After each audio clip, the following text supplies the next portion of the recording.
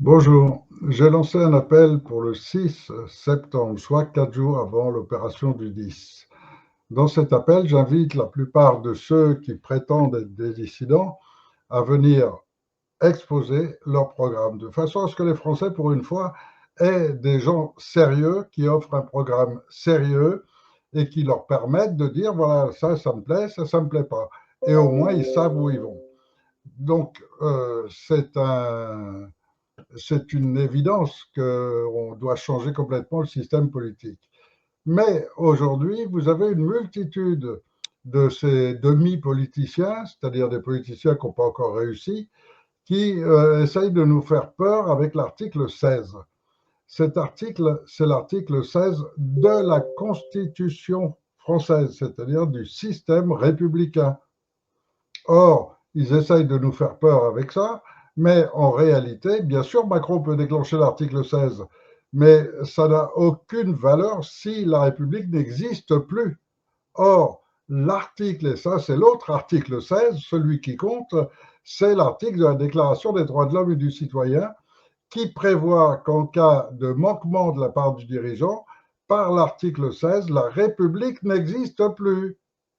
Comprenons bien cela. S'il n'y a pas de République, tout le système et toute la Constitution est nul et non avenu. Donc, il n'y a plus d'article 16.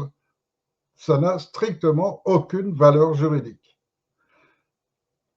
En revanche, l'article 16 de la Déclaration des droits de l'homme, qui est au-dessus dans les normes hiérarchiques, qui est au-dessus de la Constitution, annule cette Constitution et elle l'a fait dès le traité de Lisbonne, puisque le référendum des Français a été nié par les politiciens. Donc il n'y a plus de Constitution, il n'y a plus de République, on s'en fiche complètement de leur article 16. Il n'a aucune valeur, il n'est pas juridiquement valide. Alors, tous ces politiciens et demi-politiciens ou chefs de groupe qu'on a invités pour le 6 septembre à venir s'exprimer, certains ont déjà répondu et réservé une date, mais d'autres se montrent royalement absents.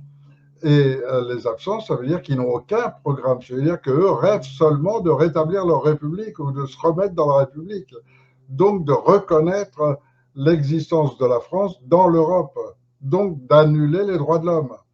Ce qui veut dire que tous ces politiciens qui sont d'accord pour annuler les droits de l'homme, c'est-à-dire annuler la plus haute hiérarchie qui nous garantit à nous, peuple souverain, notre souveraineté et nos droits. À partir du moment où ils sont d'accord pour l'annuler, eh ben, ils sont dans le même lot que ceux qui en ce moment nous dirigent. Ils rêvent seulement de leur prendre leur place. Donc ceux qui ne seront pas présents le 6, voilà, ils ont clairement dit qu'ils étaient.